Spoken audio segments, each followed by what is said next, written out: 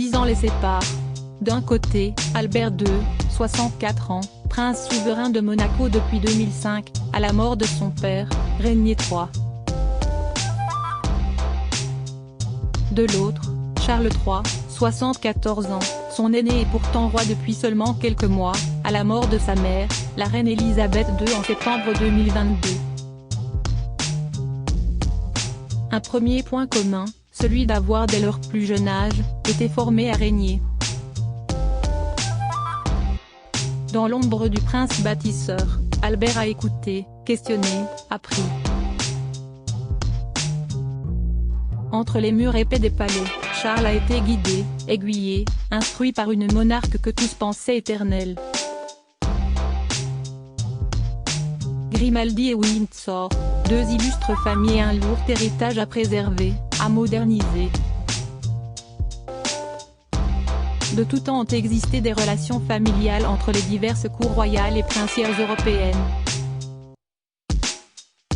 Les relations de cousinage entre les Grimaldi et les Windsor existent, explique André Pérégneux, historien, à Gala. Fr. Et ce dernier de s'enthousiasmer après quelques recherches, il faut remonter au XVe siècle pour que les arbres généalogiques des deux familles se croisent. Résultat, Charles III et Albert II sont des cousins éloignés. Dans les années 70, les deux cousins éloignés donc, se côtoient lors d'événements familiaux. Mariage, baptême ou d'autres nettement moins festifs, comme des funérailles. Le prince Albert et le roi Charles III partagent une anecdote dont ils aiment se souvenir à chacune de leurs rencontres. À une époque où ils étaient encore célibataires, Albert et Charles étaient régulièrement mis côte à côte lors d'événements mondains nécessitant de venir accompagner.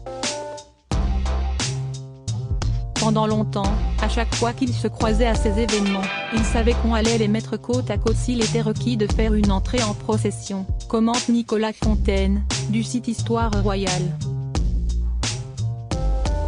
Et qui de mieux que le prince Albert II, en personne, pour conter cet amusant souvenir. Nous étions toujours jumelés parce que nous étions les deux célibataires royaux, s'estre mémoré avec amusement le souverain monégasque dans le magazine People, CST devenu une sorte de situation de CST repartie, qui nous arrivait si souvent que nous en rions. Oh, je vois que vous êtes là, donc je suppose que nous allons finir par descendre l'allée ensemble. Vous savez, ce genre de choses. C'était en fait assez drôle.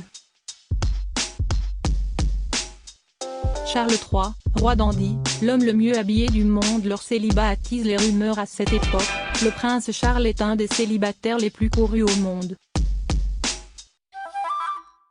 Véritable playboy, séduisant en diable, il multiplie les conquêtes. Sabrina Guinness, Suzanne George, Lady Jane Wellesley, Lady Sarah Spencer.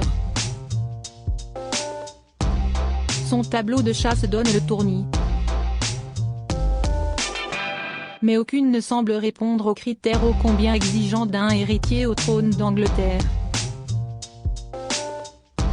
Des rumeurs circulent, notamment au sujet de Caroline de Monaco. Lors d'un événement caritatif à Monaco, le prince de Galles était assis à côté de la fille aînée de la princesse Grace de Monaco, la princesse Caroline. Ils n'ont même pas tenté de concilier leur aversion inexplicable, mais authentique et intense, l'un pour l'autre. Ils trouvaient qu'elle était irritante. Elle l'a rejeté comme étant simplement ennuyeux. Charles a dit à un journaliste, avec notre première rencontre, le monde nous a mariés, et maintenant le mariage est déjà en difficulté. Relate Christopher Anderson dans son livre Le Roi, la vie de Charles III. Du côté du prince héréditaire monégasque, même défilé de femmes toutes plus séduisantes les unes que les autres. Brooke Shields, Kylie Minogue, Gwyneth Paltrow, la liste est longue. Rumeur ou fantasme? Lui seul le sait. Toujours est-il que les deux hommes n'affichent aucune relation sérieuse pendant des années, alimentant la presse à scandale. Le prince Albert II, tout comme le roi Charles III, ont tous les deux souffert de critiques les concernant, avant leur règne. La popularité de Charles était ternie par sa vie privée relayée depuis des décennies dans la presse, alors qu'Albert a souffert de la popularité de ses parents et de son caractère trop discret, engendrant certains doutes quant à sa capacité à diriger un pays, souligne Nicolas Fontaine. Fin des années 70, le prince Charles finira par croiser le chemin de Lady Diana Spencer, dont il avait déjà côtoyé la sœur. 4 ans plus tard, il lui demande sa main. Mariage de raison? Indéniablement, puisque son cœur bat pour une autre, une certaine Camilla Parker Bowles. Du côté du Rocher, devenu souverain monégasque en 2005, Albert II se décidera enfin à épouser en 2011 celle qui fait battre son cœur depuis le début des années 2000, une nageuse sud-africaine de haut niveau prénommée Charlene Whitstock. La défense et la protection de l'environnement outre un célibat de longue durée, les deux cousins éloignés ont en commun une passion sans borne pour la nature et la protection de l'environnement. Un engagement chevillé au corps. L'un comme l'autre ont réussi à démontrer de quoi ils étaient capables.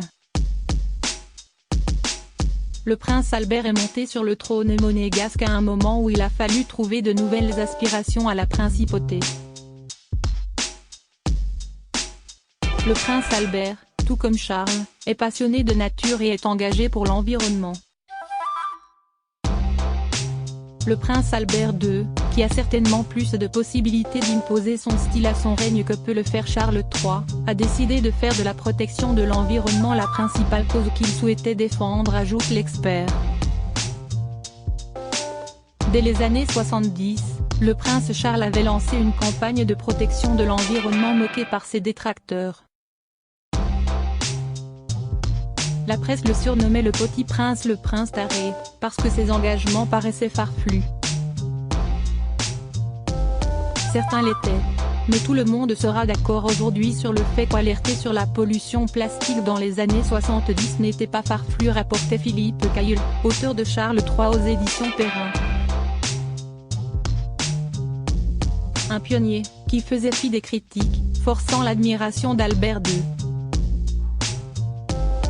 Le prince Albert apprécie l'engagement du roi Charles et la ténacité qu'il peut avoir pour défendre les intérêts qui lui tiennent à cœur. Le prince Albert a déjà remercié Charles pour son implication personnelle lors de la 21 Pesos colombien à Glasgow et il le considère comme un pionnier en la matière, souligne Nicolas Fontaine. L'architecture, l'urbanisme et l'envie de bâtir un engagement fort pour l'écologie, qui n'est pas sans lien avec l'urbanisme. Le souverain monégasque admire également le travail de Charles III pour l'amélioration de l'architecture. Entre les deux cousins éloignés, les échanges de points de vue sont réguliers.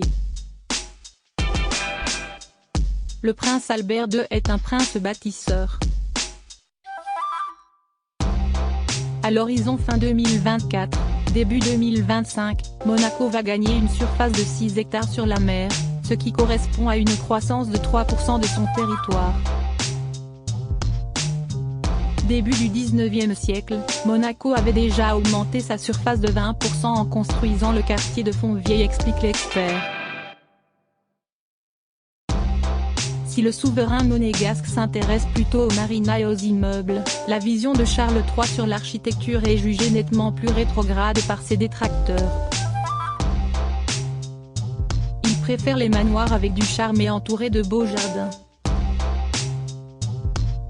On sait combien le roi Charles a consacré du temps et de l'argent dans la rénovation de ces petits jardins secrets, que ce soit dans la Highgrove House ou dans la Dumfries House. Dès les années 80, celui qui n'était encore que prince de Galles partait en guerre contre l'architecture moderne qu'il jugeait laide. N'avait-il pas qualifié de monstrueuse verrue un projet d'extension de la National Gallery à Londres? À Poundbury, village construit selon les vues du prince de Galles, ce dernier a trouvé un terrain de jeu fantastique pour exprimer sa vision d'une architecture plus traditionnelle. Le 6 mai prochain, Charles III devrait donc apprécier d'être couronné sous les voûtes gothiques de l'abbaye de Westminster. Un événement historique auquel Albert de Monaco devrait répondre présent. Nous sommes restés en contact depuis que Sa Majesté est devenu roi, mais je ne lui ai pas parlé personnellement depuis les funérailles de la reine, a précisé le prince. Une présence qui étonne néanmoins. En effet, il s'agit du couronnement d'un chef d'État et la présence d'un autre chef d'État à la cérémonie est même plutôt déconseillée, analyse Nicolas Fontaine. Pour le représenter, le prince héréditaire Jacques, âgé de 8 ans, s'avère nettement trop jeune. Ce qui pousserait le souverain monégasque à fouler le sol anglais. Au couronnement d'Élisabeth II en 1953, Siesti le prince Pierre de Monaco, père de Régnier III, qui avait assisté à la cérémonie. Crédit photo, Ison Crispa photo Abaka.